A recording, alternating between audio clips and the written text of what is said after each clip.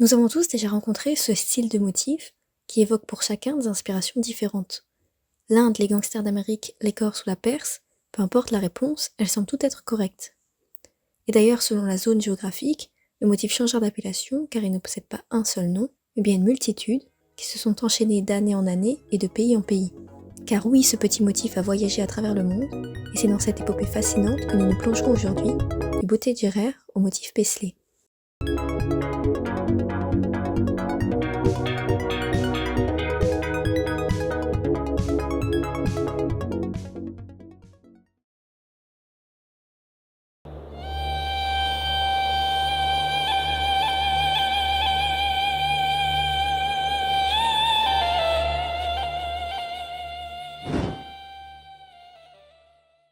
Bien que souvent associé au textile indien ou à la mode psychédélique des années 1960, le motif beauté trouve ses origines en Iran.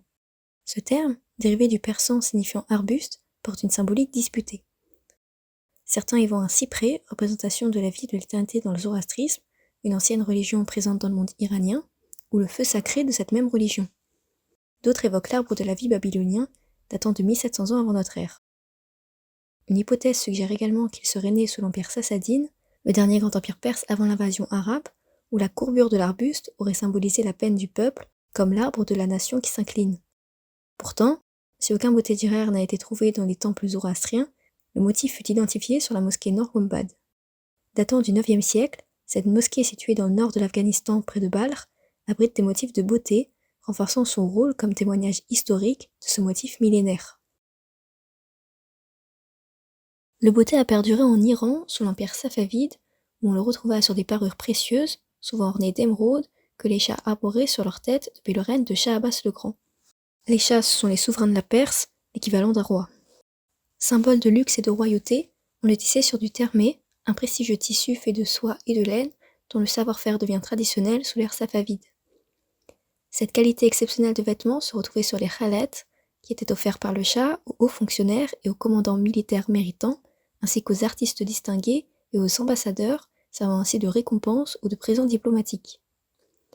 Par ailleurs, le beauté Dürer ornait également des textiles plus accessibles, tels que tapis, rideaux ou vêtements, pour des populations plus modestes.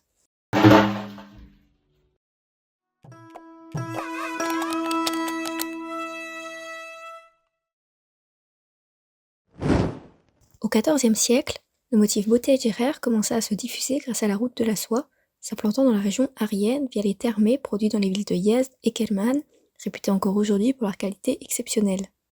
Ce motif, apprécié dans plusieurs régions comme la Turquie ou l'Azerbaïdjan, trouve un écho particulier dans la péninsule indienne, spécifiquement dans la région de Cachemire et la vallée de Fergana, en Ouzbékistan et Tadjikistan actuels.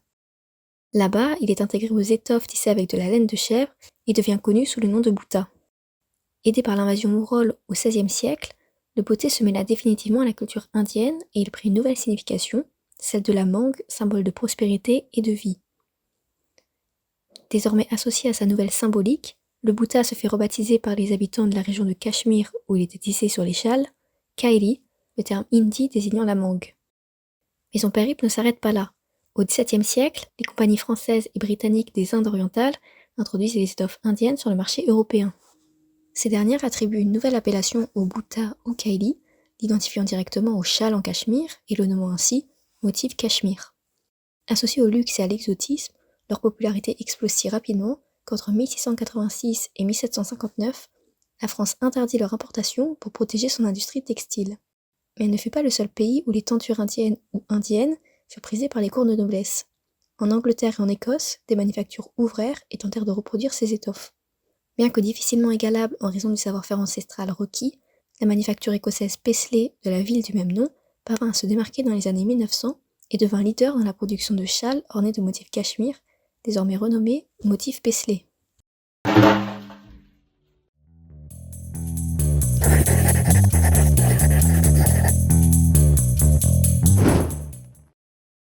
Si le motif Paisley, après avoir connu plusieurs périodes de popularité, semblait s'être calmé en Europe vers les années 1870, le mouvement hippie du milieu des 60s s'apprêtait à le remettre sous le feu des projecteurs. Inspiré par les Beatles, la mode hippie prit de l'ampleur au cours de la période Summer of Love en 1967. L'été de l'amour en français désigne l'été 1967, lorsque 200 000 jeunes venus du monde entier se réunirent à San Francisco pour une expérience sociale hippie marquée par la gratuité de la nourriture, des soins, des drogues et par la pratique de l'amour libre, un mouvement social rejetant le mariage. Son style psychédélique fortement influencé par la culture indienne avec ses motifs colorés et sa quête spirituelle, s'est naturellement associé au motif Paisley, connu pour son design hypnotique, et est devenu un symbole de cette époque. Le motif a continué d'être populaire dans les années 70 avec l'influence d'Yves Saint Laurent, puis dans les années 80, notamment avec l'album Paisley Park de Prince. Ainsi, le motif beauté, né en Iran et empreint de multiples influences culturelles, a traversé les siècles et les continents en s'adaptant aux modes et aux traditions locales.